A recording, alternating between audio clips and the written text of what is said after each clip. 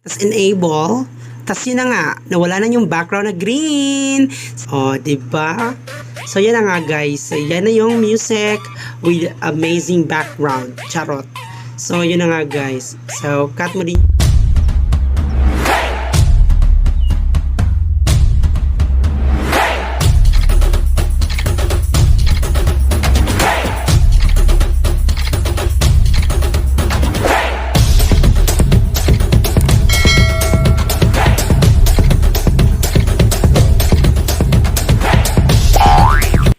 So, hi guys! Welcome back to my channel, no? Mars and Sir Vlogs! So, sa vlog natin yan guys, tuturo ko po sa inyo kung paano mag-change ng background. So, paano ba ito papalitan?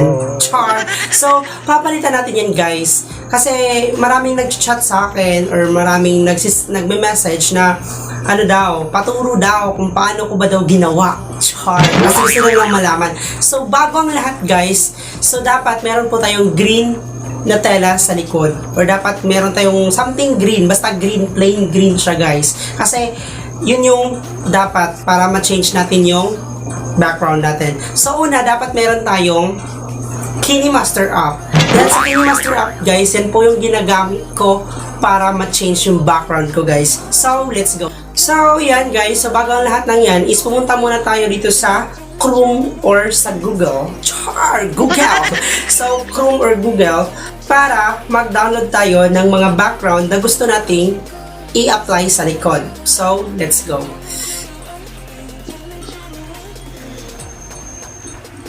So, click mo yung Chrome, no? Click mo yung Chrome.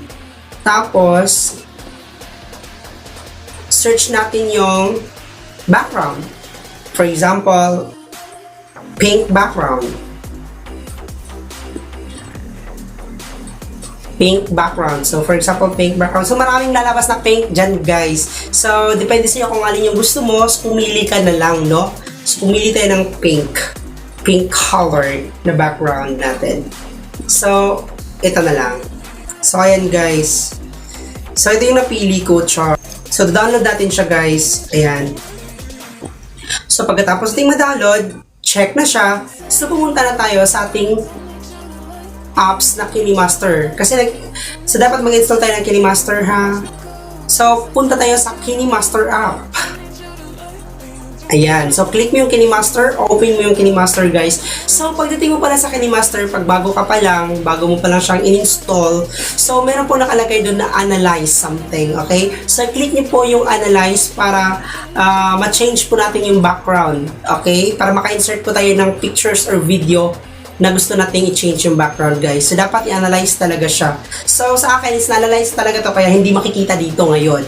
So, pag na-open na natin siya guys, hahanapin natin yung background na ating dinownload. So, hahanapin natin yung background na dinownload natin. So, ito siya. So, ayan. Dito tayo sa downloads. Dami pala nito eh. So, ayan. So, nasa na yun? Ay, nawala na.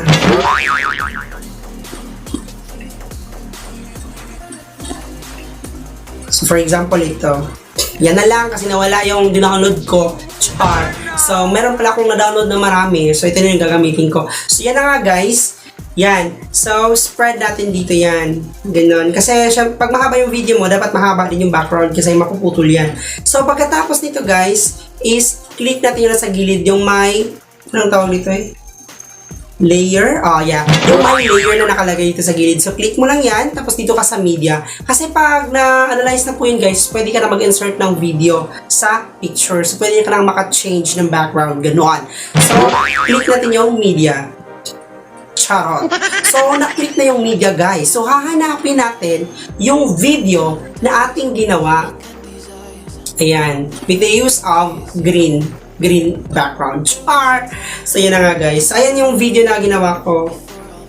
Nasa ba yun yung mahaba? Or konti lang ko eh. So, ito. So, ayan yung video na ginawa ko guys. So, sa makikita natin, di ba? Pink yung background, right? Pink yung background. Tapos, nandito sa harap yung video. So, ang gagawin natin guys is palalakihin natin yung video. Ayan. Dapat i-occupied space mo talaga dun sa pink. Ganon. So, adjust chika. So, pagkatapos niyan, hanapin natin yung chroma key guys, tapos click, tapos enable, Tas yun na nga, nawala na yung background na green. So yan guys, i-adjust na lang po natin para medyo ano. So depende po sa inyo yun. Ayan. So i-adjust natin yung ano, yung background.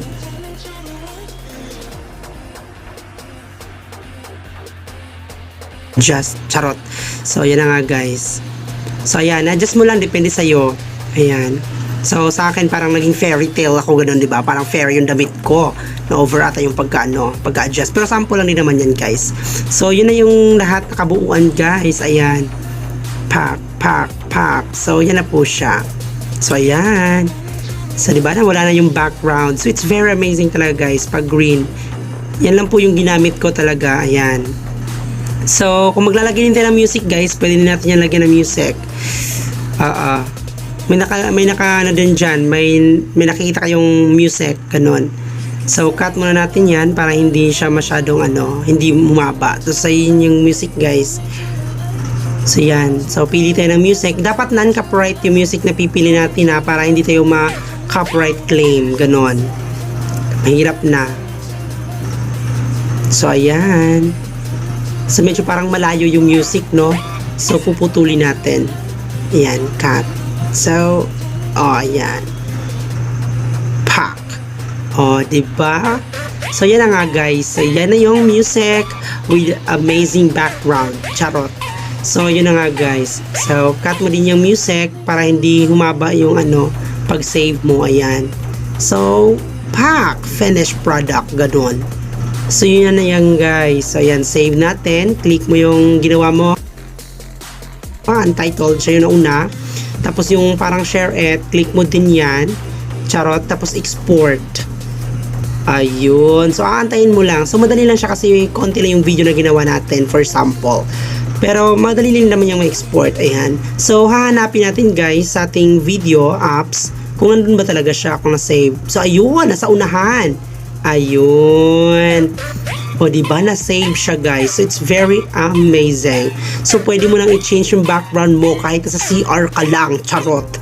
So, yun na po lahat, guys. No? Yun na po lahat. Na-save na po natin yung video. So, yun lang po yung ginagawa ko, guys, para i-change yung background ko. So, yun din po yung gawin nyo, guys. I know mag-i-enjoy kayo, guys. Basta, lagi nyo lang tatandaan na yung mga music na gagamitin nyo is non-copyright.